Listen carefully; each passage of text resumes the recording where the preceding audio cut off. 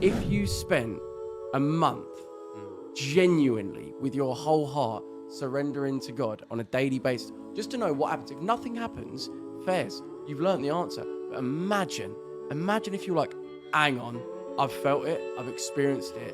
If there is the possibility that there is this high power out there that maybe does have a better plan for me than what I think is best for myself, why not give it a go? What is there to actually lose if you think about other than pride, feeling silly, feeling embarrassed because we're surrendering to this thing that we can't tangibly see or perceive? It's like, imagine there's that ultimate love up there that could be yours. Can I ask you a couple of questions? You're rejecting it. And that's, if you're saying like, what am I surrendering to? Imagine you're surrendering to ultimate love. You know, every time that I've gone and tried to figure life out all by myself and think that I've got it all figured out and just, it's all on me, I've just come unstuck every single time, and I think that's never got me anywhere. Saying, I surrender to God. What does that mean? So, interesting video, but if you don't know who Joel is, Joel is an English YouTuber, been around for a very long time. Pretty funny. Hello, Krogpits here. And he seems to have been on a bit of a spiritual journey, right? Going on things like an ayahuasca trip. So much spirituality. What are they even called? Oh, what are them things called? Crystals, all that kind of stuff, right? And before we get into it, I don't know the guy. I'm not going to pretend I know him. Don't know him. Just watched a few of his clips and watched some of his podcasts, right? I believe he will very soon come to a point where he is face to face with having to accept that Jesus is real and God is real or not. And you'll understand why I'm saying this in a minute, because I encourage people with that perspective. So people who are on a spiritual journey, right? People who are searching for something more, searching for a God, searching for something to surrender to, searching for the truth. You are a truth seeker and you are searching for that. That is encouraging. I encourage you in that. Keep asking the questions and keep searching. Because I believe if you are a truth seeker, I believe that Jesus is the way, the truth, and the life. So if I believe that Jesus is the truth, I believe if you are truly seeking truth, you will come to that. And then it won't become a truth seeker issue. It will come an acceptance issue. So the encouraging part is, yeah, keep searching, keep asking. People should ask questions. People should seek. But the danger in it is this. I believe there is two sides to every battle, right? So if I believe in Jesus, I believe there's us here, and I believe there's a spiritual realm. So I believe there is opposition to good. There's opposition to God. There's opposition to Christ. Which means when he talks about going on these ayahuasca trips, when he talks about doing all these drugs, when he talks about doing all these psychedelical drugs, right? He talks about encountering things. Sometimes maybe it's something or nothing. Maybe it's like a dream, like your brain still awake, just thinking these things, and like the brain's a powerful thing, right? But I'd also, I believe it's true. I believe if you go so far and surrender, open yourself up to anything, something will answer your call. And I believe there's two sides to each battle. I believe demons, I believe the devil, I believe all these things will also accept your call if you're not careful to what you're opening yourself up to. And I think that's the danger. Because in searching for a good thing, you can encounter a really bad thing.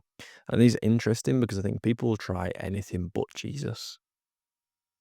Like we said, drugs, trips, palm readings, mediums, flipping cards that apparently tell you the truth.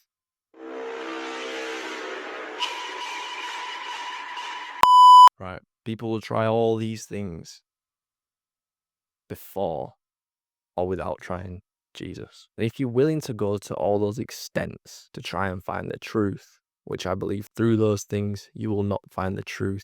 Through those things, you are not going to find God. You're not. You might find something else, but you will not find Jesus through taking drugs, going on trips, asking cards, asking crystals. You're not going to find God through those things. You are not going to build a being relationship with God through those things. Because ultimately, if you try all these things, right, or if you try anything, and you're up for trying anything, but there's a restriction for trying Jesus. That should be an indication that there's something over there. If there is a restriction to you, oh, nah, not Jesus. I'll try anything else, but not Jesus. That should be an indication that maybe there's something there. Maybe there's something stopping you from that. Maybe there's something internally because you've surrendered to all, because you've accepted all these things, or internally because of pride, because of the beautiful thing about Jesus is he highlights the wrong in all of us because he's perfect. It ultimately is reflects on us are the wrong things that we do, and we think, no, we can't go to that. We can't go to that. Let me try all these other things that don't make me feel convicted, and I don't feel a certain way about going to these things, but I feel a certain way about going to Jesus because he highlights the wrong in me. But by highlighting the wrong, he wants to wipe it away. So just as you're up for accepting and surrendering to all these other things, God invites us to be in relationship with him. And it isn't through doing drugs. We don't have to do things. We don't have to, like, if you are searching, like you've said, for an all-loving God, for this relationship to fill this God-shaped hole in our hearts, if you're searching for this, and this God is truly loving, it shouldn't be as difficult as to go on a trip, pay all this money, do all these drugs, search all this stuff to find that relationship. And ultimately, doing all these things, maybe you'll feel good for a bit. Maybe it'll fill a little hole for a while and be like, oh yeah, I encountered something. And I want to keep encountering that. But the devil has a tab, and it'll feel good for a bit, and then you want to go do more because you want more. Then you'll feel good for a bit, and you want to do more and more. Then the devil isn't going to let you keep going till that's unpaid. He's going to want you to pay that back. And that's when it'll get scary. I'd say it probably breaks God's heart to look at all these people searching for all these things and searching for purpose, searching for love, searching for fulfillment in all these other areas instead of in him, where that one thing can only be found. So like I said, if you're willing to take all these steps to go into these other things, and I hope there's people in his life praying into this and speaking this into him. If you're willing to do all these other things, why are you not willing to do something as easy as accepting Jesus? Because God wants to encounter you. God wants to be in relationship with you. God wants to fulfill you, and God wants to know. Like, God wants you to walk daily with him. And he will fulfill you, and he will fill that love, and he will fill that gap that we're all searching for. And that icky, sticky, dirty feeling we're feeling sometimes that you're trying to fill any other way can't be filled. It has to be wiped. And only Jesus can wipe that, because Jesus was perfection. Jesus was sinless.